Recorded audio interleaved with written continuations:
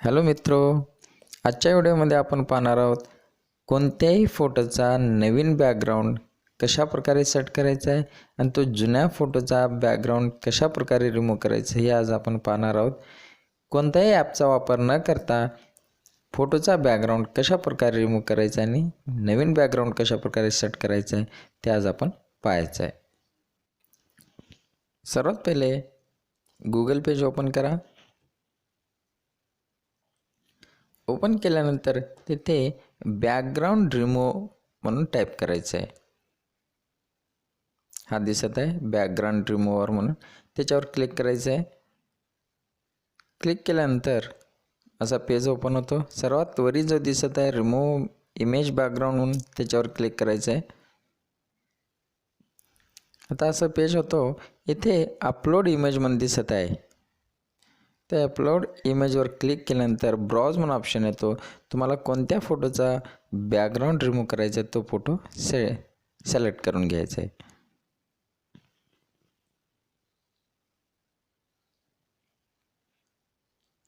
तुम्ही अल्बममध्ये जाऊन कोणते फोटो तुम्हाला पाहिजे ते अगोदर ते फोटो सिलेक्ट करून घ्यायचे.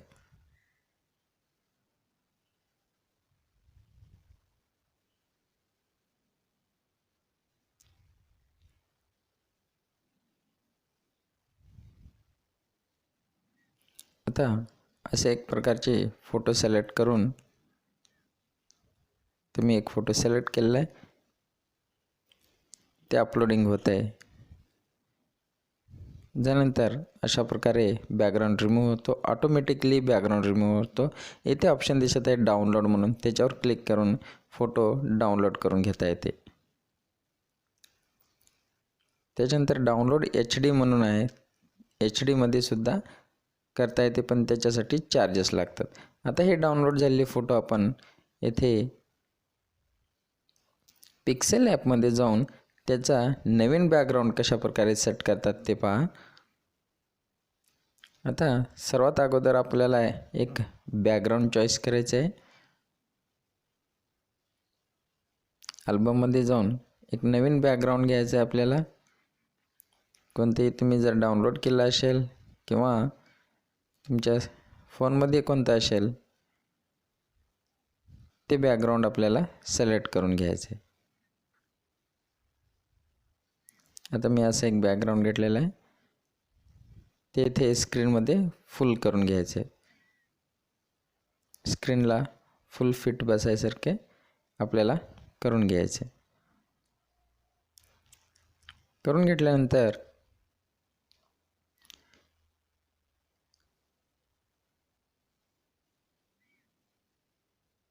आता आपण ते बॅकग्राऊंड रिमूव्ह केलेली फोटोला सिलेक्ट करायचं आहे. ते डाउनलोडमध्ये असते. तुम्हाला अल्बममध्ये डाउनलोड म्हणून ऑप्शन असतो, तेथे ते फोटो असते. इथे दिसत आहे फर्स्ट फोटो. याला क्रॉप करून घ्यायचं आहे.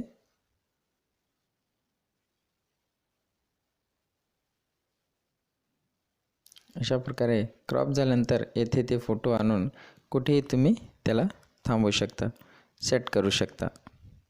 तुमच्या हिसाब प्रकारे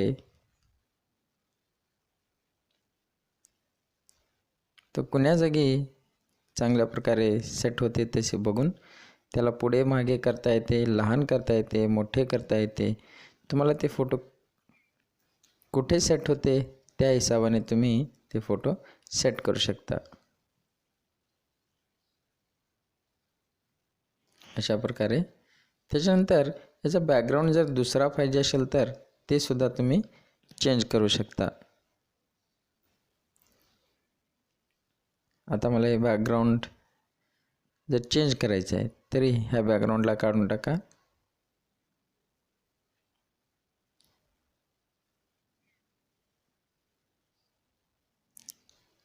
इथं ट्रान्सपरंट म्हणून आहे, ते बॅकग्राऊंड आपण ठेवू शकतो.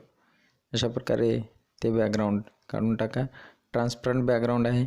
त्याच्यानंतर इमेजेस म्हणून आहे, इमेजेसवर क्लिक करा. त्याच्यातलेच अशा प्रकारे बॅकग्राऊंड चेंज होतो आपला. कोणताही बॅकग्राऊंड आपण ठेवू शकतो.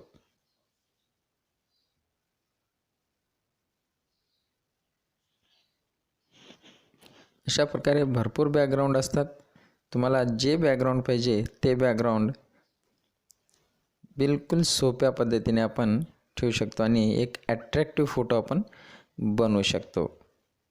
अशा प्रकारे हा बॅकग्राऊंड छान दिसत आहे म्हणून तर हा बॅकग्राऊंड मी ठेवत आहे. दुसरे पण तुम्ही ट्राय करू शकता. तर हा बॅकग्राऊंड ठेवून वर एक ऑप्शन दिसत आहे,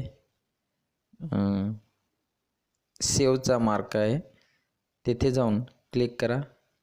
सेव्ह ॲज इमेज म्हणून सिलेक्ट करायचे, तर सेव्ह टू गॅलरी म्हणून सिलेक्ट करायचे.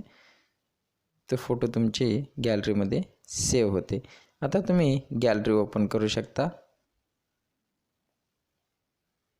गॅलरी ओपन करून ते फोटो कशा प्रकारे चेंज झालेले ते पाहू शकता.